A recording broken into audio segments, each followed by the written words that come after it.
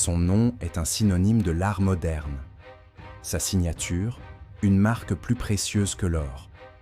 Mais derrière le créateur universel se cachait un homme de passion dévorante et de cruautés intimes. D'où nous regardez-vous?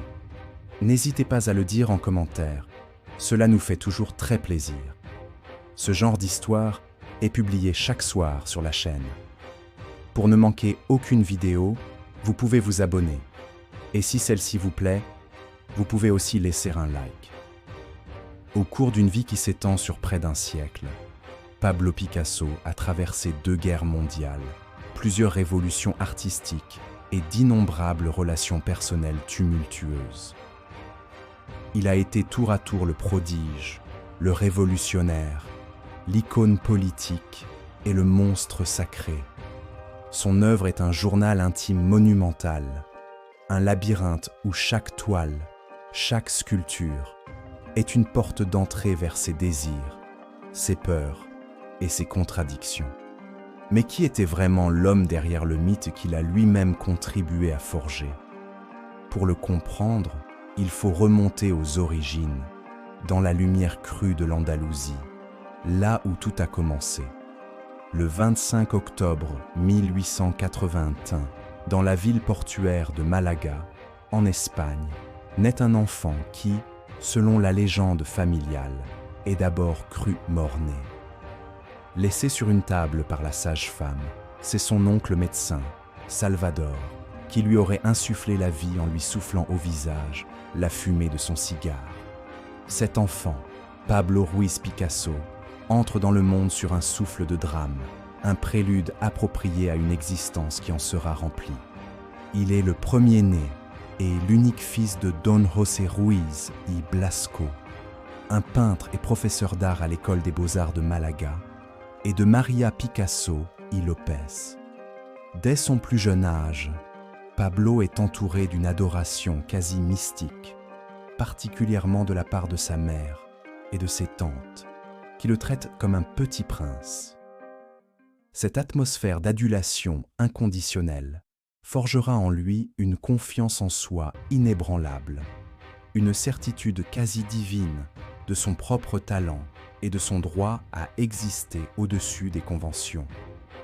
Son père, un peintre académique compétent mais sans génie, spécialisé dans les représentations naturalistes de pigeons, devient son premier et plus important professeur. Il reconnaît très tôt les dons exceptionnels de son fils. Les premiers mots de Pablo n'auraient pas été « mama », mais « pise », abréviation de lapis, le crayon. L'anecdote, probablement embellie par le temps, illustre une vérité fondamentale. Pour Picasso, le dessin était un langage plus naturel que la parole. Don José lui enseigne les rudiments de la technique académique avec une rigueur implacable. Il lui apprend la discipline du trait, la maîtrise de l'anatomie, l'art du portrait classique. À seulement 7 ans, le jeune Pablo peint déjà avec une assurance qui stupéfie son entourage. Une autre légende tenace veut qu'à l'âge de 13 ans, son père, après avoir vu son fils achever un dessin de pigeon avec une perfection qu'il ne pourrait jamais atteindre, lui aurait solennellement remis ses propres pinceaux et sa palette, jurant de ne plus jamais peindre. Si l'histoire est probablement apocryphe, elle symbolise un transfert de pouvoir artistique précoce et une reconnaissance écrasante du talent du fils par le père. La famille déménage ensuite à La Corogne, puis à Barcelone, suivant les affectations de Don José. C'est à Barcelone que le jeune prodige s'épanouit véritablement. La ville est alors un foyer bouillonnant d'avant-garde, le cœur du modernisme catalan. Picasso, adolescent, est admis à l'école des beaux-arts de La Llotja, où il impressionne ses professeurs en réalisant l'examen d'entrée, prévu pour durer 1 mois, en une seule journée. Il fréquente le café Els 4 Gars, le repère des artistes, des poètes et des intellectuels anarchistes. Il y absorbe les idées nouvelles, découvre les œuvres de Toulouse-Lautrec, de Steinlen, et se forge une première identité d'artiste bohème. Il peint la vie nocturne, les marginaux, les prostituées, avec un réalisme sombre et empathique. Son style évolue à une vitesse fulgurante, passant du classicisme le plus pur à un post-impressionnisme teinté de symbolisme. Il signe encore ses œuvres P. Ruiz Picasso, combinant le nom de son père et celui de sa mère. Mais déjà, l'ambition le dévore. Barcelone est trop petite pour lui. Le véritable centre du monde de l'art, la capitale de toutes les audaces, c'est Paris. Il s'y rend une première fois à l'aube du XXe siècle pour voir son œuvre exposée au pavillon espagnol de l'exposition universelle. Ce premier contact est un choc, une révélation. Il sait que son destin se jouera là-bas, loin de l'ombre protectrice mais étouffante de sa famille et de son pays natal. L'enfant roi, le prodige adulé, doit maintenant se confronter au monde et devenir l'artiste qu'il sent naître en lui. Il abandonnera bientôt le nom de son père pour ne garder que celui de sa mère, plus singulier, plus percutant. Picasso. C'est la première d'une longue série de ruptures, la première affirmation d'une volonté de puissance qui définira toute sa vie et toute son œuvre. Lorsqu'il s'installe définitivement à Paris au début du siècle, Pablo Picasso est un jeune homme de 20 ans, pauvre, ne parlant presque pas le français, mais animé d'une ambition féroce et d'une énergie créatrice inextinguible. Il trouve refuge sur la butte Montmartre, un village au cœur de la ville, un labyrinthe de ruelles pavées où se côtoient artistes sans le sou, poètes, malfrats et saltimbanques. Son point d'ancrage devient une bâtisse délabrée, sans eau courante ni électricité, surnommée le bateau lavoir, en raison de sa ressemblance avec les péniches lavoirs amarrées sur la Seine. Ce lieu insalubre et glacial devient l'épicentre de la révolution artistique à venir. C'est là que Picasso et un cercle d'amis, parmi lesquels les poètes Max Jacob et André Salmon, partagent la misère, les maigres repas, les bouteilles de vin bon marché et surtout des idées qui vont dynamiter les fondements de l'art occidental. La vie est une lutte quotidienne. Pour se chauffer durant les hivers rigoureux, Picasso est parfois contraint, selon ses propres dires, de brûler ses propres dessins. Cette période est marquée par un événement tragique qui va profondément l'affecter, le suicide de son ami proche, le peintre Carles Casagemas, par dépit amoureux. Le choc est immense et plonge Picasso dans une profonde mélancolie. De cette douleur naît la période bleue.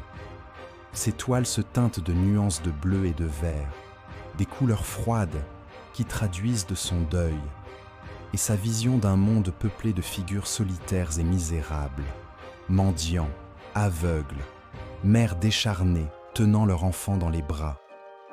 Ses œuvres, comme La vie ou Le vieux guitariste aveugle, sont empreintes d'une gravité et d'une empathie poignantes. Elles révèlent un artiste capable de sonder les profondeurs de la souffrance humaine, mais elles ne se vendent pas. Il vit dans une pauvreté extrême, mais sa conviction en son propre génie ne faiblit jamais. Progressivement, une lueur d'espoir perce à travers la mélancolie. Sa rencontre avec Fernande Olivier, une jeune artiste et modèle qui devient sa première compagne durable, coïncide avec un adoucissement de sa palette. C'est le début de la période rose. Le bleu cède la place à des teintes plus chaudes, des ocres, des roses et des gris. Ses sujets changent également. Il se fascine pour le monde du cirque, les acrobates, les arlequins et les saltimbanques. Ces personnages, bien que souvent empreints d'une certaine mélancolie, incarnent une forme de liberté et de vie en marge de la société qui le séduit. Fernande devient son modèle principal. Son corps et son visage apparaissent dans de nombreuses œuvres. Leur relation est passionnée, mais aussi possessive et tumultueuse. D'après les mémoires de Fernande, Picasso était d'une jalousie maladive. l'enfermant parfois à clé dans l'atelier lorsqu'il sortait. C'est à cette époque qu'il rencontre des figures qui joueront un rôle crucial dans sa carrière. Le poète Guillaume Apollinaire devient l'un de ses plus ardents défenseurs, le premier à comprendre l'ampleur de la révolution qu'il prépare. Il fait également la connaissance de la fratrie Stein, Gertrude, une écrivaine américaine excentrique, et son frère Léo. Les Stein sont des collectionneurs d'avant-garde. Dans leur salon de la rue de Fleurus, Picasso découvre les œuvres de Cézanne, qui deviendra pour lui une figure tutélaire, le père de nous tous. Gertrude, en particulier, est fascinée par l'espagnol taciturne et intense. Elle lui achète ses premières toiles, lui offrant une relative sécurité financière, et lui commande son portrait. La réalisation de ce portrait s'étend sur de nombreux mois et près de 90 séances de pose. Insatisfait, Picasso finit par effacer le visage et le repeindre de mémoire, lui donnant l'aspect d'un masque, inspiré par les sculptures ibériques anciennes qu'il vient de découvrir au Louvre. Cette œuvre marque une rupture décisive. Il ne cherche plus à représenter la ressemblance physique, mais une vérité intérieure, une essence. Le bateau lavoir n'est pas seulement un atelier, c'est un laboratoire. Picasso y mène une existence quasi monacale, travaillant sans relâche, accumulant les dessins, les études, les carnets. Il déconstruit la forme humaine, la simplifie, la géométrise. Il est en quête d'un nouveau langage pictural, capable de représenter non seulement ce que l'œil voit, mais aussi ce que l'esprit sait. Il sent qu'il est au bord d'une découverte capitale, une brèche dans l'histoire de l'art. Le chaudron de Montmartre a forgé l'homme et a nourri l'artiste. La misère, l'amitié, l'amour et la découverte des arts primitifs ont été les catalyseurs d'une transformation radicale. L'œuvre qui va naître de cette gestation intense ne sera pas seulement une nouvelle peinture, mais une bombe qui fera exploser 5 siècles de tradition picturale. À l'aube de l'année 1907, dans le désordre de son atelier du bateau lavoir, Pablo Picasso s'engage dans une bataille artistique solitaire et acharnée. Il est tenté par une vision, une ambition démesurée, créer une œuvre qui romprait définitivement avec la perspective de la Renaissance, avec l'illusion de la profondeur et la représentation naturaliste du corps. Il commence à travailler sur une immense toile, un projet qui va l'occuper pendant des mois et le pousser aux limites de ses forces et de sa santé mentale. Le sujet est un souvenir de ses années barcelonaises, une scène de bordel de la rue d'Avignon, mais le traitement qu'il en fait n'a rien de conventionnel. Il esquisse des centaines d'études préparatoires, décomposant les formes, les tordant, les aplatissant. Il cherche à montrer les corps non pas d'un seul point de vue, mais de plusieurs simultanément, comme si le peintre tournait autour de son modèle. Il s'inspire de sources multiples et hétérogènes, les sculptures ibériques archaïques pour les figures de gauche et, pour celles de droite, les masques africains et océaniens qu'il a découverts au musée d'ethnographie du Trocadéro. Cette découverte de l'art nègre est un choc esthétique majeur. Il y trouve une force expressive brute, une liberté formelle qui le libère des canons de la beauté occidentale. Le résultat est une toile monumentale et agressive, les Demoiselles d'Avignon. 5 nus féminins fixent le spectateur avec une intensité brutale. Leurs corps sont fragmentés, anguleux, comme taillés à la hache. Les visages des 2 femmes de droite sont des masques effrayants. L'espace lui-même est fracturé, sans profondeur, les corps et le décor s'interpénétrant dans un camailleux d'ocre et de rose. Lorsque Picasso dévoile l'œuvre à son cercle d'amis, la réaction est unanime, c'est un désastre. Georges Braque, un jeune peintre fauve qu'on lui a présenté, déclare qu'il a l'impression que Picasso veut leur faire boire du pétrole et manger de l'étoupe. Le collectionneur Léo Stein est horrifié. Même Apollinaire, son plus fidèle soutien, est déconcerté. La toile est jugée laide, immorale, incompréhensible. Blessé par ce rejet, Picasso la roule et la remise dans un coin de son atelier, où elle restera invisible au public pendant des années. Pourtant, cette œuvre maudite est une porte qui vient de s'ouvrir. Georges Braque, malgré sa réaction initiale, est profondément intrigué.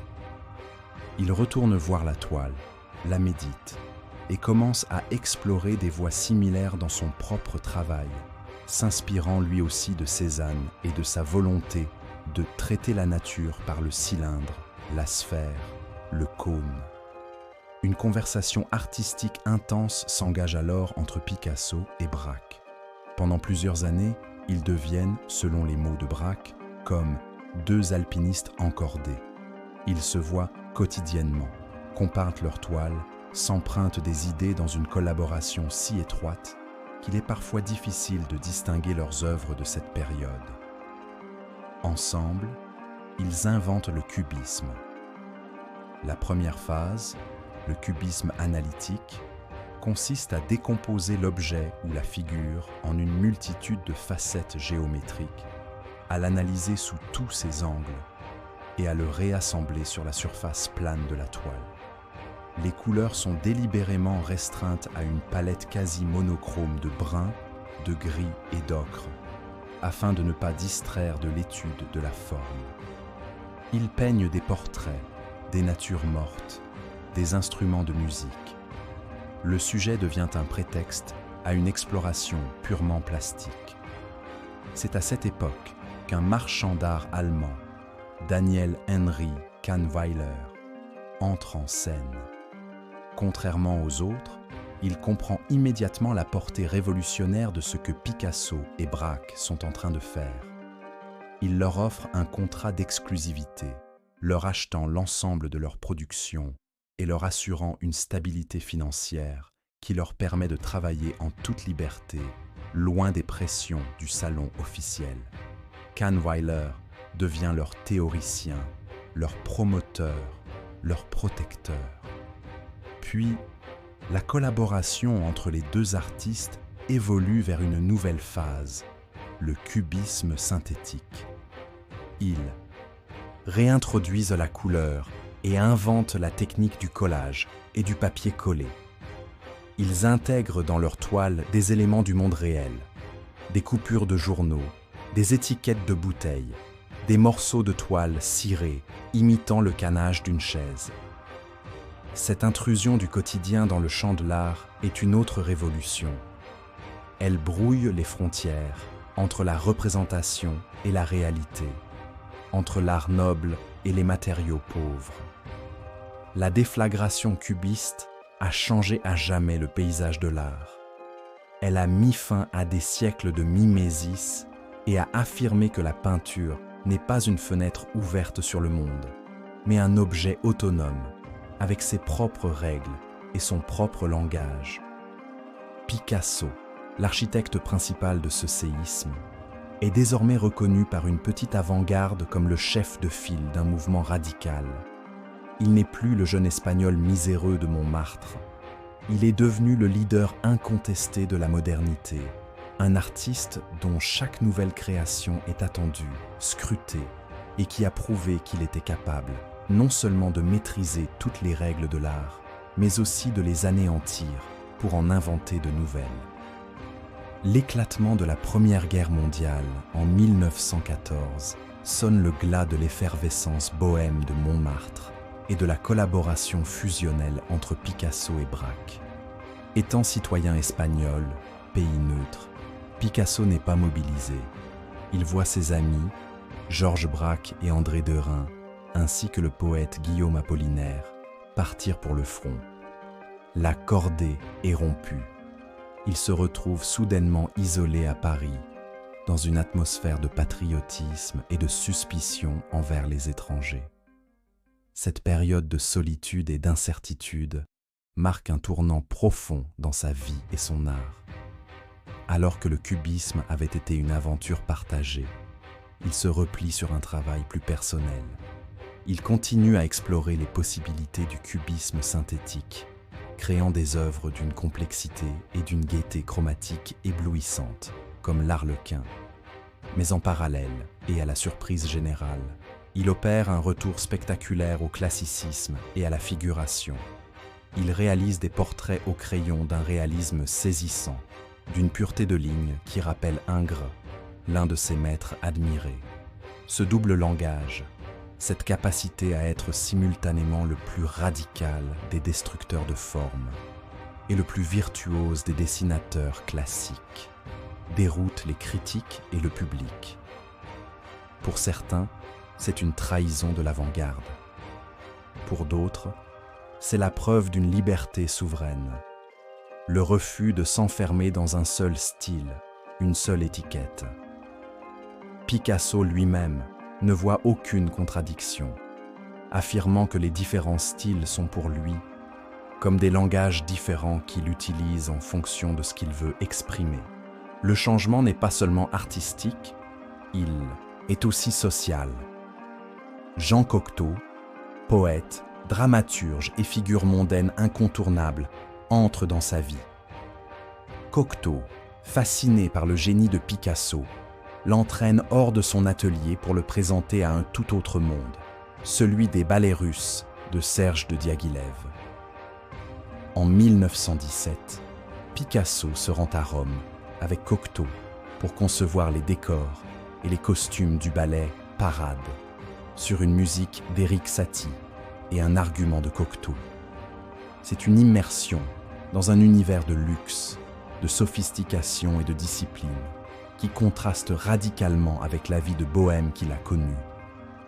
À Rome, il tombe amoureux d'une des danseuses de la troupe, Olga Koklova, une jeune femme issue de l'aristocratie russe, distinguée et attachée aux conventions sociales.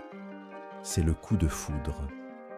Pour la suivre, il voyage avec la compagnie à Madrid et Barcelone, où il la présente à sa mère. Olga incarne un idéal de beauté classique et d'ordre qui le fascine. Il l'épouse en 1918 à Paris. Apollinaire, gravement blessé à la guerre, est l'un de ses témoins. Il mourra quelques mois plus tard de la grippe espagnole, une perte immense pour Picasso. Le mariage avec Olga propulse Picasso dans la haute société. Fini le bateau lavoir. Le couple s'installe dans un appartement bourgeois rue La Boétie, avec chauffeur, domestique et réception mondaine. Picasso, l'ancien anarchiste bohème, se met à porter des costumes bien coupés, fréquente les dîners chics et les premières de théâtre. Olga, sa muse, apparaît dans de nombreux portraits d'une veine néoclassique, souvent représentée de manière pensive et mélancolique, dans des poses qui évoquent de la statuaire antique. Cette période, qualifiée de « retour à l'ordre » par les critiques, voit Picasso peindre des figures monumentales, des femmes aux allures de déesses terriennes, des maternités d'une douceur et d'une plénitude nouvelle, inspirées par la naissance de leur fils, Paulo, en 1921. Pour beaucoup, Picasso s'est assagi, embourgeoisé. Il est devenu un artiste riche et célèbre, une figure établie. Mais sous la surface de cette respectabilité, la tension monte. Le désir d'ordre et de convention d'Olga se heurte de plus en plus violemment aux besoins de liberté absolue et à la nature volcanique de Picasso. L'artiste se sent prisonnier de cette vie bourgeoise qu'il a pourtant choisie. Son art commence à refléter ce conflit intérieur. À côté des portraits classiques d'Olga et Paulo, il continue ses expérimentations cubistes et commence à explorer des formes plus violentes, plus disloquées. Les corps se tordent, les figures se dédoublent, annonçant la prochaine grande mutation de son œuvre. Le caméléon a changé de peau, passant du révolutionnaire de Montmartre au maître parisien acclamé. Mais l'énergie destructrice qui avait donné naissance au cubisme n'a pas disparu. Elle est simplement contenue, prête à exploser à nouveau, nourrie par les frustrations d'une vie personnelle qui devient peu à peu une cage dorée. Le milieu des années 20 marque le début d'une période de crise profonde pour Pablo Picasso. Son mariage avec Olga Koklova se désagrège lentement. L'ordre et la routine mondaine qu'elle tente d'imposer se heurtent à son tempérament indomptable et à son besoin viscéral de liberté créatrice et personnelle. Il se sent piégé, étouffé. Cette tension psychologique se déverse dans son art, qui prend une tournure de plus en plus convulsive et agressive. C'est à cette époque que les surréalistes, menés par André Breton, tentent de le rallier à leur mouvement. Ils voient en lui un précurseur, un explorateur de l'inconscient, et publient ses œuvres dans leur revue, La Révolution surréaliste. Picasso, tout en gardant ses distances et en refusant de se laisser enrégimenter, est indéniablement influencé par leurs idées. Il s'intéresse à la psychanalyse, aux rêves, aux pulsions primitives. Son art se peuple de créatures monstrueuses, de corps démembrés, de scènes de violence érotique. Les représentations d'Olga se transforment. La beauté classique et mélancolique laisse place à des figures hurlantes, aux mâchoires déformées, au corps disloqué. La peinture devient un exutoire, le champ de bataille de ses conflits conjugaux. En 1927, un événement vient bouleverser sa vie. Alors qu'il sort des galeries Lafayette à Paris, il aperçoit une jeune femme blonde, au visage d'une pureté sculpturale. C'est Marie-Thérèse Walter. Elle a 17 ans, lui 45. Il l'aborde directement. « Je suis Picasso. Vous et moi allons faire de grandes choses ensemble. » Ainsi commence une liaison clandestine qui durera plusieurs années. Marie-Thérèse devient son grand amour secret, sa muse solaire. Elle incarne une sensualité douce, une féminité passive et épanouie qui contraste avec la rigidité angoissée d'Olga. Pendant des années, Picasso mène une double vie, partageant son temps entre son foyer officiel et les rendez-vous secrets avec sa jeune maîtresse. Cette passion cachée insuffle une nouvelle énergie à son œuvre. Marie-Thérèse apparaît, d'abord de manière codée, puis de plus en plus explicitement, dans une série de toiles et de sculptures d'une sensualité exubérante. Il la représente endormie, dans des poses lascives, son corps opulent se déployant en courbe et en arabesque. Des œuvres comme Le Rêve ou Nu au plateau de sculpteur sont des hymnes à l'amour charnel, peints dans des couleurs vives et harmonieuses, principalement le lilas, le jaune et le vert. Il achète le château de Boisgeloup en Normandie, qui devient son refuge et son atelier de sculpture. C'est là qu'il crée une série de grandes têtes et de bustes en plâtre inspirés par le profil classique de Marie-Thérèse. Parallèlement à cette veine hédoniste, Picasso développe une mythologie personnelle complexe, au centre de laquelle se trouve la figure du Minotaure. Cette créature mi-homme, mi-taureau devient son alter ego. Il s'identifie à ce monstre mythologique, symbole des pulsions instinctives, de la virilité brutale et de la créativité débridée, mais aussi de la culpabilité et de la solitude, prisonnier de son propre labyrinthe. Le Minotaure apparaît dans de nombreuses gravures de la suite Vollard, tour à tour artiste dans son atelier, amant passionné, mais aussi bête aveugle et vaincu.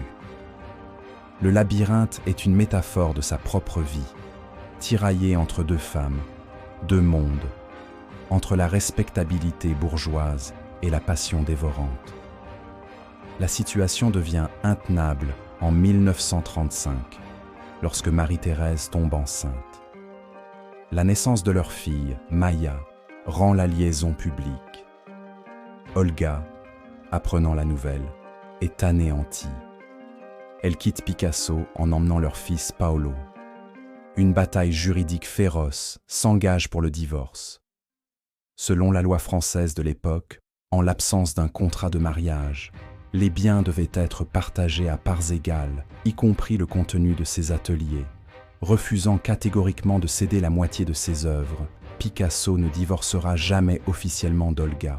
Elle restera sa femme légitime jusqu'à sa mort, des décennies plus tard.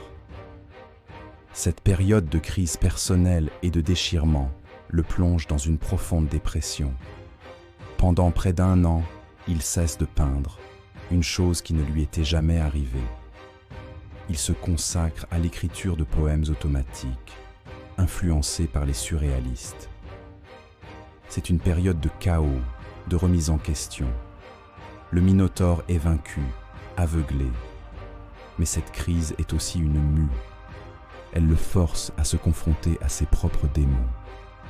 Et alors que sa vie personnelle est en ruine, un autre drame, bien plus vaste, se prépare en Espagne. Un drame qui va le tirer de sa torpeur et le transformer, lui l'artiste apolitique, en une conscience politique pour le monde entier. Pendant la majeure partie de sa carrière, Pablo Picasso s'est tenu à l'écart des affaires politiques. Son engagement était entièrement consacré à sa révolution artistique. Il observait le monde, mais de son atelier, transformant ses propres drames intimes en mythologies universelles. Cependant, le déclenchement de la guerre civile espagnole en juillet 1936 va changer radicalement cette posture. Bien qu'il vive en France depuis plus de 30 ans, il reste profondément attaché à son pays natal. Le conflit entre les républicains, légitimement élus, et les nationalistes menés par le général Franco le touche au cœur. Le gouvernement républicain, reconnaissant son statut d'artiste le plus célèbre d'Espagne, le nomme directeur honoraire du musée du Prado à Madrid. C'est un geste symbolique fort, qui fait de lui un porte-drapeau de la cause républicaine. Picasso accepte cette charge, même s'il ne se rendra jamais à Madrid pour l'exercer. Il soutient financièrement la République et exprime son engagement à travers une série de gravures féroces intitulées « Songes et mensonges de Franco », une caricature virulente du général rebelle, représentée comme une créature grotesque et malfaisante. À cette époque, sa vie personnelle est encore complexe. Sa relation avec Marie-Thérèse Walter, la mère de sa fille Maya, commence à s'effriter. Il a rencontré une nouvelle femme, Dora Maar, une photographe et artiste surréaliste, intelligente, politiquement engagée et parlant couramment l'espagnol. Elle devient sa nouvelle compagne et sa muse. Contrairement à la douce et passive Marie-Thérèse, Dora est une intellectuelle, une femme tourmentée qui partage ses angoisses face à la montée du fascisme en Europe. Elle sera le témoin privilégié et la chroniqueuse photographique de sa plus grande œuvre politique. Au début de l'année 1937, le gouvernement républicain espagnol lui commande une grande peinture murale pour le pavillon espagnol de l'Exposition internationale des arts et techniques de Paris. Picasso accepte, mais pendant des mois, il est en panne d'inspiration. Il ne sait pas quel sujet traiter.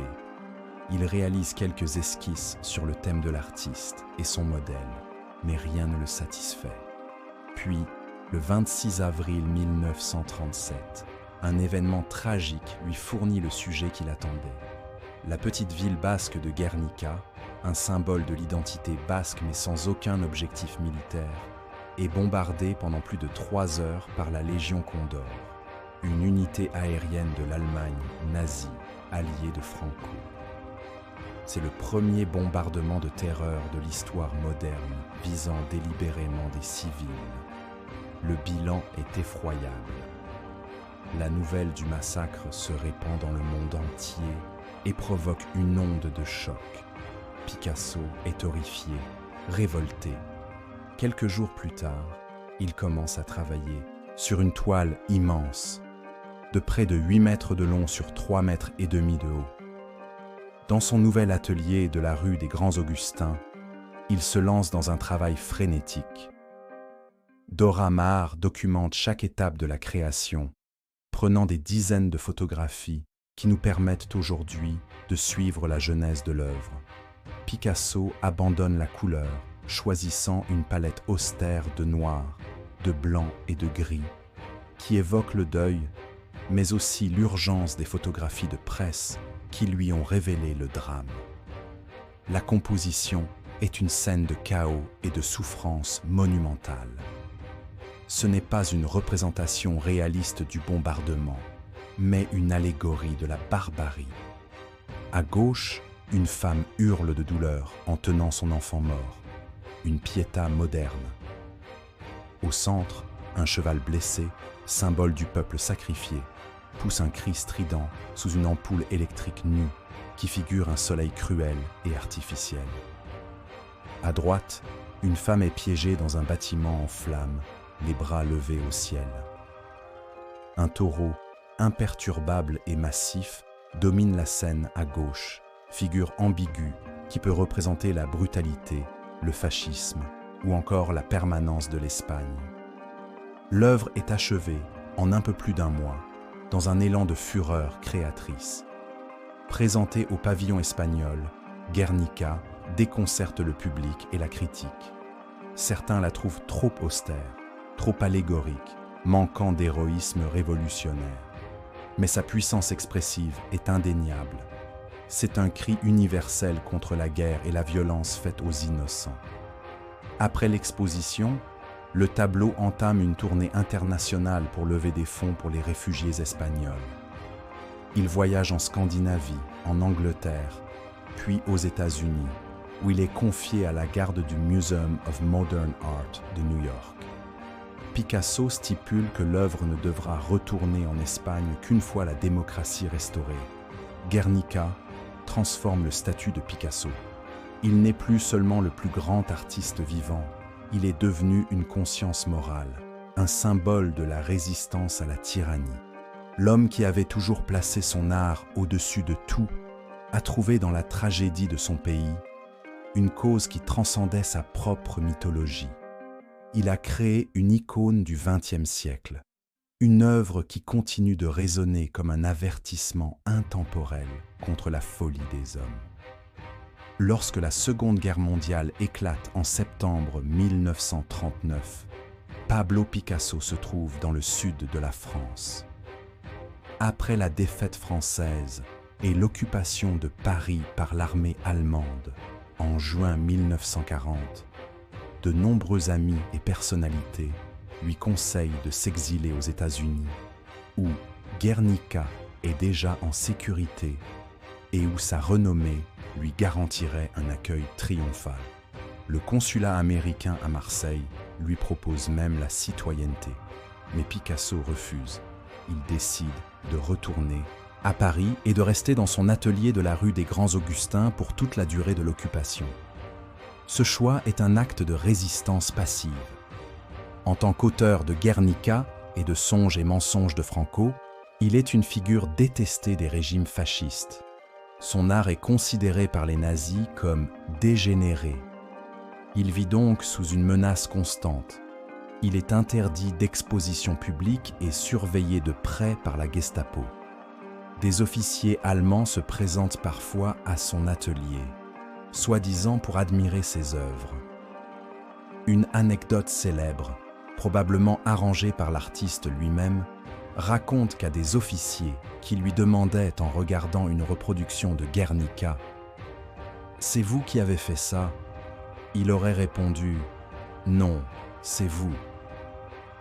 Pendant ces années sombres, son atelier devient un havre pour les intellectuels et les artistes résistants comme Paul Éluard, Jean-Paul Sartre ou Albert Camus. Il continue de travailler sans relâche, dans le froid et le rationnement. Ne pouvant se procurer des toiles, il peint sur tout ce qu'il trouve.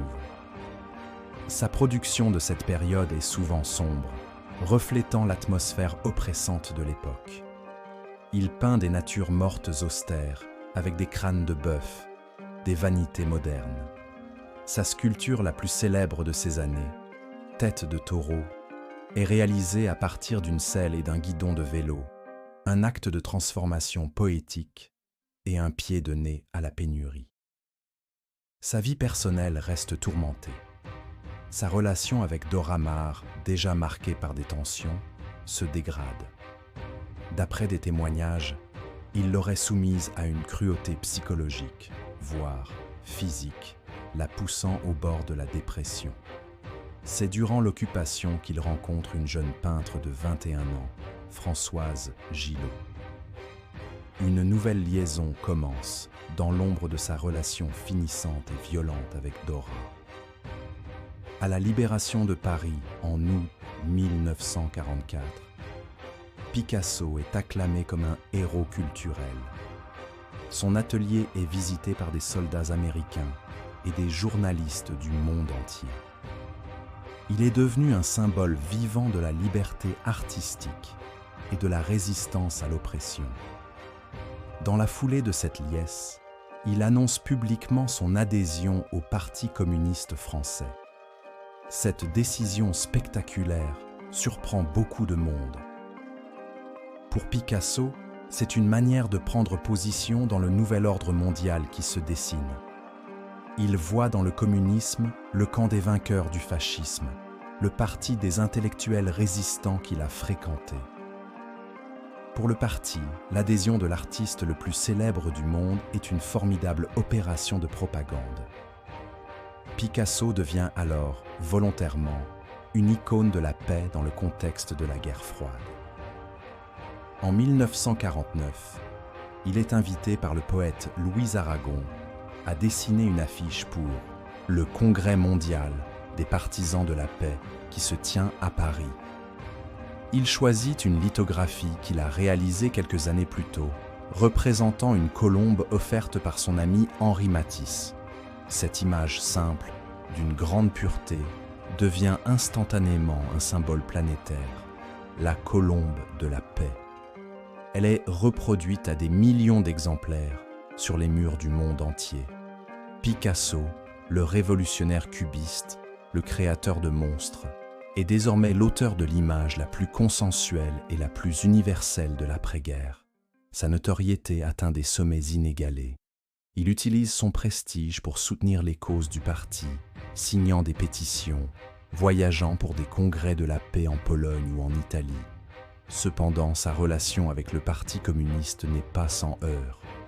Son individualisme forcené et sa liberté artistique se heurtent parfois au dogme du réalisme socialiste prôné par Moscou. En 1953, à la mort de Staline, il réalise un portrait du dictateur pour le journal communiste Les Lettres françaises. Le dessin, jugé peu respectueux et pas assez académique, provoque un immense scandale au sein du parti, qui le désavoue publiquement. Blessé, Picasso prend ses distances, même s'il ne rompra jamais officiellement sa carte. L'artiste qui a choisi de rester dans Paris occupé a survécu et a transformé son image. L'icône de la résistance antifasciste est devenue le messager de la paix, une figure mondiale dont l'influence dépasse désormais largement le seul monde de l'art. Mais cette image publique et politique masque une vie privée qui reste un théâtre de pouvoir et de domination. Après les années de guerre et d'engagement politique intense, Pablo Picasso, désormais l'artiste le plus riche et le plus célèbre du monde, quitte l'agitation parisienne pour s'installer définitivement dans le sud de la France. La lumière et les paysages de la Méditerranée, qui avaient déjà nourri sa jeunesse, deviennent le décor de la dernière partie de sa vie. Il vit et travaille successivement dans plusieurs demeures qui deviennent des extensions de son royaume, la Villa La Galloise à Vallauris, puis la Villa La Californie sur les hauteurs de Cannes, et enfin le château de Vauvenargues, au pied de la montagne Sainte-Victoire chère à ses âmes. Il vit désormais avec Françoise Gillot, avec qui il a 2 enfants, Claude, né en 1947, et Paloma, né en 1949. Pour le public, il forme l'image d'une famille d'artistes heureuse et non conventionnelle. Mais la réalité, telle que Françoise Gillot la décrira plus tard dans son livre « Vivre avec Picasso », est bien plus sombre. Picasso, qui approche alors des 70 ans, règne en monarque absolu sur son entourage. Il soumet Françoise à un contrôle psychologique constant, mêlant adoration et cruauté, la rabaissant en tant que femme et en tant qu'artiste, et lui rappelant sans cesse qu'elle n'est rien sans lui. Il entretient des relations complexes et souvent distantes avec ses enfants, y compris avec son fils aîné, Paolo. La vie dans ces demeures est un tourbillon incessant de visiteurs, amis, poètes, marchands d'art, photographes, admirateurs. Mais au centre de cette cour, Picasso reste une figure solitaire et despotique, organisant la vie de chacun selon ses propres humeurs et son rythme de travail effréné. Sur le plan artistique, cette période est d'une fécondité extraordinaire. À Vallauris, il se passionne pour la céramique, révolutionnant cet art traditionnel en créant des milliers de pièces originales, décorant assiettes, plats et vases avec son bestiaire familier de faunes, de chouettes et de colombes. Il se lance également dans la sculpture d'assemblage, utilisant des objets de récupération pour créer des œuvres pleines d'humour et d'inventivité, comme La Chèvre, réalisée avec un panier en osier, une palme et des pots de fleurs. Sa peinture connaît une nouvelle phase. Il entame un dialogue avec les grands maîtres du passé, réalisant de vastes séries de variations sur des œuvres célèbres, comme Les Femmes d'Alger de Delacroix ou Les Ménines de Velázquez. Ce n'est pas un simple exercice de copie, mais une déconstruction et une réappropriation, une façon de se mesurer à l'histoire de l'art et de s'y inscrire comme le dernier et le plus grand des maîtres. Il simplifie son style, qui devient plus graphique, presque enfantin en apparence, mais d'une redoutable efficacité expressive. En 1953, l'équilibre précaire de sa vie familiale vole en éclats. Françoise Gillot, à bout, commet l'impensable. Elle le quitte, en emmenant leurs 2 enfants. Elle est la seule femme qui osera jamais prendre cette initiative. Pour Picasso, c'est une humiliation insupportable, une trahison qu'il ne pardonnera jamais. Sa réaction est d'une violence extrême. Il utilise toute son influence pour tenter de briser sa carrière de peintre et l'isoler du monde de l'art. Il interdit à Claude et Paloma de lui rendre visite. Cette rupture le plonge dans une profonde solitude et déclenche une nouvelle explosion de créativité, souvent teintée d'amertume et de rage. C'est peu de temps après le départ de Françoise qu'il rencontre Jacqueline Roch, une jeune femme divorcée travaillant dans un magasin de poterie à Vallauris. Elle a 27 ans, lui 72. Jacqueline, dévouée et soumise, incarne l'antithèse de Françoise Gillot. Elle se consacre entièrement à lui, l'appelant « Monseigneur » et organisant sa vie comme une vestale, gardant le feu sacré. Elle devient sa seconde épouse en 1961, après la mort d'Olga Koklova. Jacqueline devient son unique modèle, son dernier grand amour, sa geôlière consentante. Elle filtre ses visites, l'isole de plus en plus du monde extérieur, y compris de ses propres enfants et petits-enfants, créant autour de lui une forteresse dorée. Sous le soleil éclatant de la Côte d'Azur, le roi Picasso, au sommet de sa gloire, s'est construit un royaume où il est à la fois le créateur tout-puissant et le prisonnier de son propre mythe. Le soleil qui illumine son œuvre projette une ombre de plus en plus noire sur sa vie intime. Les 2 dernières décennies de la vie de Pablo Picasso sont marquées par un isolement croissant et une frénésie créatrice sans précédent. Retiré du monde avec sa dernière épouse, Jacqueline Roch, d'abord à la villa à la Californie, puis au château de Vauvenargues, Et enfin, dans son mas de Notre-Dame de Vie à Mougins, il vit en reclus. Jacqueline agit comme un rempart infranchissable entre lui et le monde extérieur, y compris sa propre famille.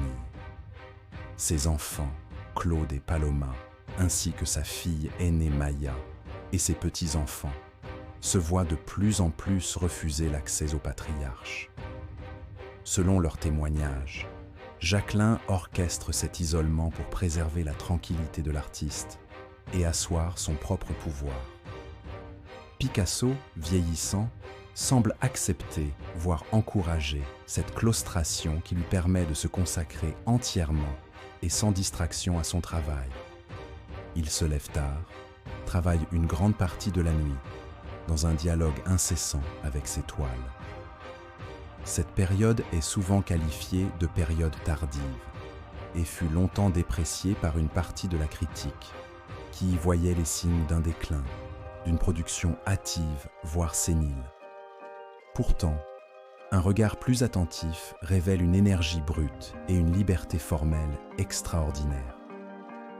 Confronté à sa propre finitude, Picasso engage une course contre la montre. La mort, l'érotisme et la peinture deviennent ses thèmes obsessionnels. Il se représente sous les traits de personnages vieillissants et grotesques. Un mousquetaire vantard, un peintre voyeur, un amant impuissant. L'autoportrait est omniprésent, non pas de manière réaliste, mais à travers des figures archétypales qui explorent les angoisses de la vieillesse, la perte du désir et la persistance de la pulsion créatrice. Son style se fait plus direct, plus brutal. Le trait est rapide, presque fiévreux.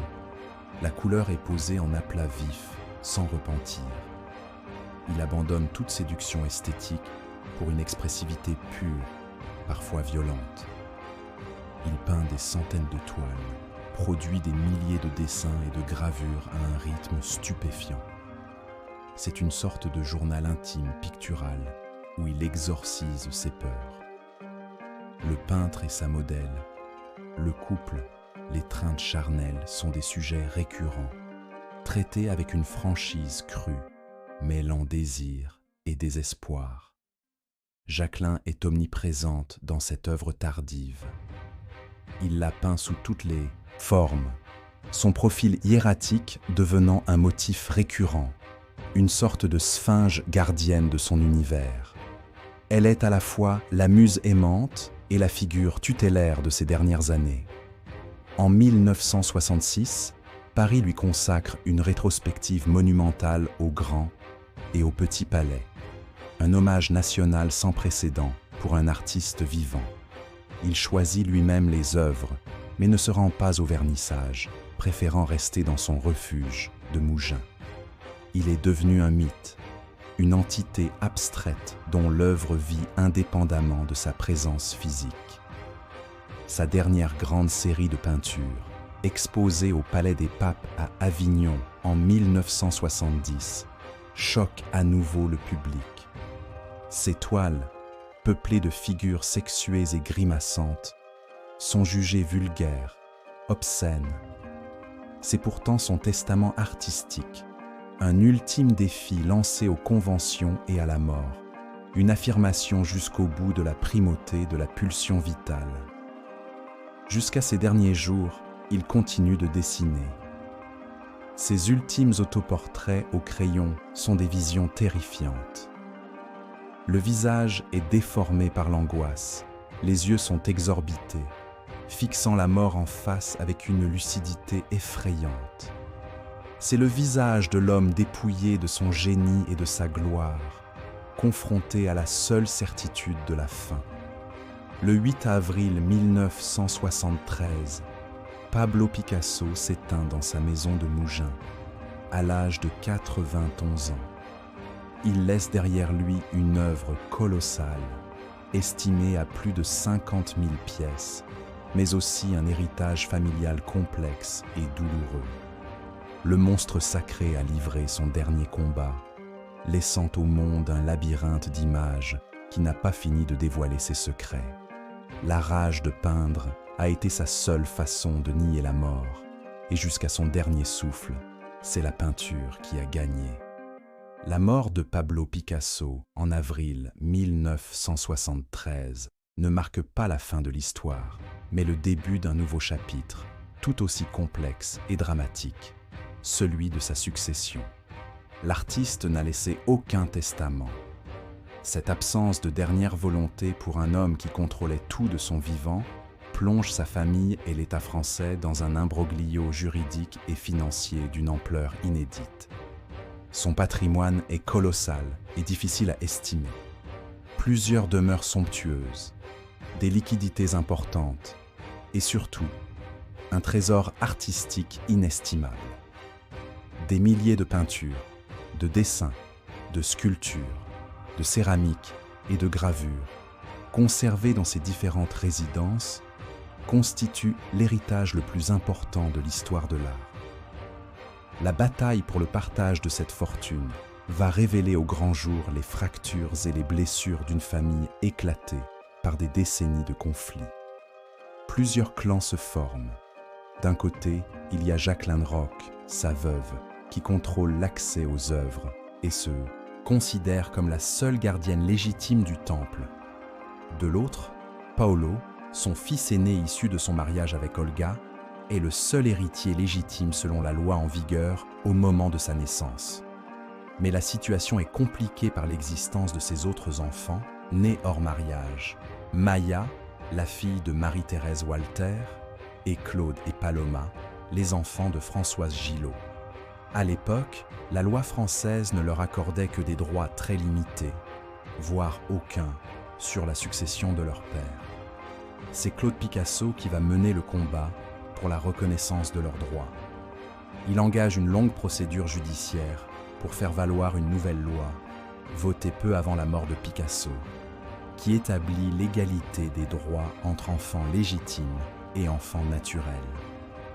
Après des années de lutte, la justice lui donne raison. Maya, Claude et Paloma sont reconnus comme héritiers à part entière, au même titre que Paolo et les deux enfants de ce dernier, Pablito et Marina, car Paolo décédera en 1975, avant la fin de la procédure. La tragédie frappe la famille de plein fouet pendant cette période. Pablito, le petit-fils de Picasso, à qui Jacqueline aurait refusé l'accès à la maison pour un dernier hommage à son grand-père, se suicide en avalant de l'eau de Javel, quelques jours après les funérailles. Des années plus tard, en 1977, Marie-Thérèse Walter, la muse solaire des années 30, se pend dans son garage. Enfin, en 1986, Jacqueline Roch, la dernière épouse, recluse et dépressive depuis la mort de son seigneur, se tire une balle dans la tête dans la maison de Mougins. Le mythe du Minotaure dévorant ceux qui l'entourent prend une dimension tragique et réelle. Le partage de l'héritage est une tâche titanesque. L'État français, confronté à des droits de succession astronomiques, met en place une loi spéciale, la dation en paiement, qui permet aux héritiers de payer les impôts en cédant des œuvres d'art à l'État. C'est grâce à ce mécanisme exceptionnel qu'est constitué le noyau de la collection du futur musée Picasso de Paris, qui ouvrira ses portes en 1985 à l'Hôtel Salé. Le reste de l'immense collection est méticuleusement inventorié et réparti entre les héritiers. Cette dispersion de l'œuvre, qui entre massivement sur le marché de l'art, contribue à consolider le statut de Picasso comme l'artiste le plus cher et le plus influent du siècle. Parallèlement à cette bataille juridique, une réévaluation critique de l'homme commence. La publication de mémoires, comme Vivre avec Picasso de Françoise Gillot, puis plus tard les témoignages de sa petite-fille Marina dans Grand-père, révèlent une image de l'homme bien éloigné du mythe du génie solaire. Ils décrivent un tyran domestique, un homme égoïste, manipulateur et cruel envers les femmes et indifférent à ses enfants. Le débat s'intensifie avec la montée des critiques féministes qui analysent son œuvre à travers le prisme de ses relations avec les femmes, y voyant l'expression d'une misogynie et d'une violence symbolique. Le génie de l'art est mis en balance avec le monstre intime. Faut-il séparer l'œuvre de l'homme? L'admiration pour le créateur peut-elle coexister avec la condamnation de son comportement privé? La question reste ouverte et continue d'alimenter les débats. L'héritage de Picasso n'est donc pas seulement un ensemble d'œuvres d'art, mais aussi une saga familiale tragique et un questionnement moral qui continue de nous interpeller. Le mythe qu'il a si soigneusement construit de son vivant s'est fissuré, laissant apparaître un homme d'une complexité redoutable, un être de lumière et d'ombre, dont le génie créateur s'est nourri des passions et des souffrances de ceux qui ont eu le privilège et la malédiction de partager sa vie. Pablo Picasso a redéfini l'art du XXe siècle, laissant une œuvre aussi monumentale que sa personnalité fut complexe. Le génie et l'homme, inséparables, continuent de fasciner et de déranger. Quelle histoire souhaitez-vous voir ensuite? Si cette exploration des facettes cachées de l'histoire vous a plu, n'hésitez pas à laisser un like, à vous abonner pour ne rien manquer, à commenter vos impressions et à partager la vidéo.